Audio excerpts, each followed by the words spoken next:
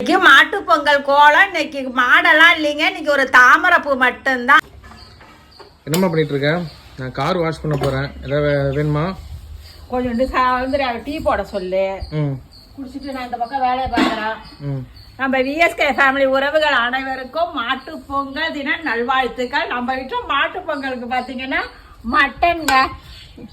Mutton எடுத்தாச்சு, chicken 65, மீன் பார்த்தீங்கன்னா கொஞ்சம் தாங்க, யாரும் ரொம்ப இன்னைக்கு சாப்பிட மாட்டோமா, அதனால கொஞ்சோண்டு கருவாட்டு குழம்பு, மீன் குழம்பு, அப்புறம் வந்து முருங்கைக்கீரை துவட்டல்,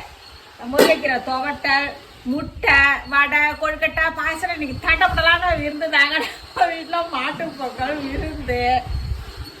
அடுப்பு வேற எரிஞ்சிட்டு இருக்கு. மட்டனை போட்டுறவா?